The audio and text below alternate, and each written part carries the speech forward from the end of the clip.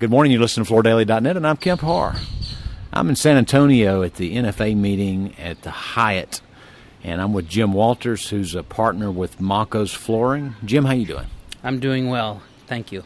Good to be with you. I understand that business is pretty good for you guys. A little background, Macco's Flooring is multiple locations up in Wisconsin, and a couple of years ago bought a Hattinger store in Fort Myers, and so you have locations in the north and down in the western coast of Florida, right? That is correct. We have 6 retail locations in Wisconsin, along with a commercial company that we operate separately, and a retail store in Fort Myers, Florida. And you also give back to this industry because you've just recently served on the board of the WFCA, right? Yes, I guess I'm about close to 2 years removed as the past chairman of the WFCA. I try and stay involved in that as much as I possibly can, as much as they'll have me. Did you guys buy that store on the west coast of Florida so you could run down there in the wintertime? Did you get a chance to run down there in the wintertime? Well, I've joked several times, I make no bones about it. It looked like a nice business opportunity with some pretty good perks related to climate. However, this year just didn't work out so well for me because of my schedule. The last time I've been down there was in January prior to surfaces, so I got to work on that plan a little better next year. I think in the last 6 months or so, you've moved 2 stores. You moved one of the stores up in Wisconsin, and then the Hattinger store in Fort Myers, you moved it to a different location, right? Yes, we did. In Florida, that was part of the initial plan. We moved that store, I guess back in September of last year. It was a big undertaking, and as luck would have it, within 60 days, we had a store along the lakeshore in Sheboygan, which is just north of Milwaukee, that we moved in November. So we're getting pretty good at moving these stores. How do you know when a store needs to be moved? Just because business slows down, and do you do an analysis and maybe pay for some zip code data? Talk a little bit about making the decision of closing a store and opening another one. Well, the decision in Fort Myers was made when we entered that market, and really the move was tied to the lease that we were in our current building. We ran through the lease, and during that time we looked for new locations, and of course location is extremely important, and we upgraded that location tremendously. Quite frankly, we were in the same situation in Sheboygan. We were tied to a lease. We were looking for a new location, and a location did pop up. We'd looked for quite some time there. We knew our location that we had been in was old and tired and had to be upgraded. It probably should have been done sooner, but we have to have a long-range plan to accommodate some of those investments.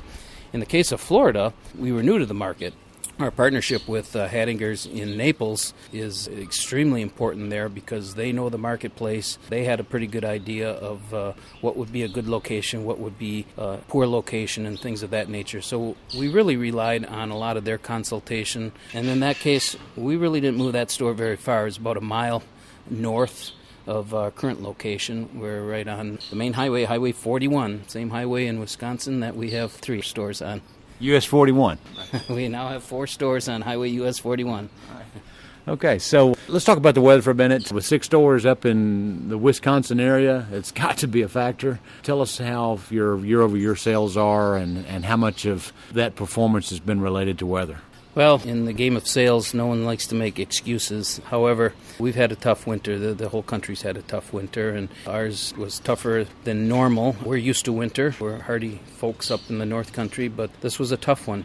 We did lose business to the weather. There's no doubt about it. However, I can sit here now at the end of March, and we still haven't broken into spring. I can tell you that we've scratched back to close to even in sales over last year. Our commercial company, though, continues to grow, and that's very heartening. So when we factor commercial in, we are ahead of last year. But on the retail side, I'm confident now that we've scratched back to pretty well even over last year. We're going to see that growth through the rest of the year because I think there's a lot of sales that were not lost, they were delayed, and we just have to be prepared to gear it up a little harder now for spring and summer.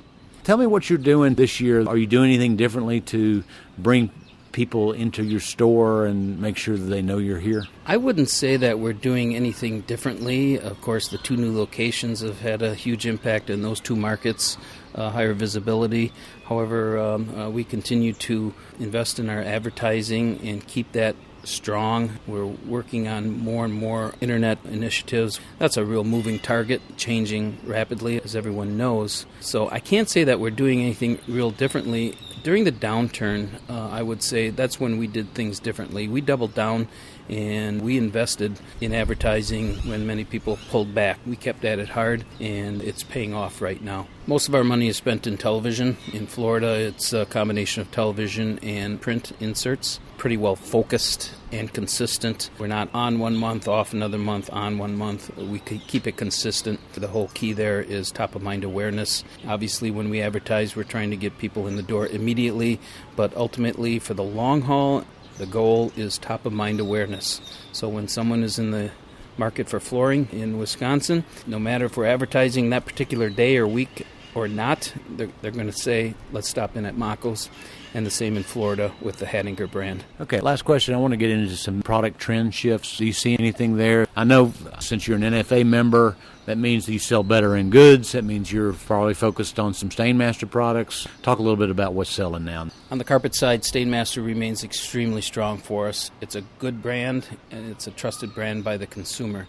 So we have not had any problems growing our Stainmaster business in light of the fragmentation of the industry. It's a good brand, and obviously our business is a little more middle to higher end full service. We don't really play in the lower end polyester game too much, so I can't speak to that. On the hard surface side, wood continues to grow. LVT, no big secret there, LVT has really grown tremendously, but all segments of our hard surface continue to grow with the exception of sheet vinyl. Ceramic is still a very, very strong piece of our business, but LVT is the one that has shot up, and I don't know if it's found its high water mark yet or not. Time will tell. Jim, as I mentioned when we started this interview, we're down here with the NFA. Talk a little bit about what you get out of being part of this group. Kemp, you asked me earlier what we're doing differently with regards to advertising and things like that to grow our business. The only thing I can tell you is one of the main things we do differently is we look to the NFA programs. And when we see something that we feel will resonate well in our market, in our stores, and fits our business plan, we leverage those programs tremendously. And it has had a phenomenal impact on the success of our business and the strength and growth of our sales. The manufacturers, they come to these meetings, they're ready to do business. It's just something we're always looking for. The group never does everything the same way. We can just take parts and pieces of it that resonate well, that we feel will work in our business, and we take those home and we go to work on them, and it pays off. Not every program in the NFA that comes forward works for us. Many programs we try, just like anything else, we give it a try and it doesn't work. Not always our fault, not always the manufacturer's fault. Sometimes it's bad timing, but we give all of them a strong consideration, and it seems to work well. All right, Jim, again, been talking to Jim Walters, who's a partner with Macco Floors in Wisconsin and west coast of Florida, and you've been listening to Kemp Harr and FloorDaily.net.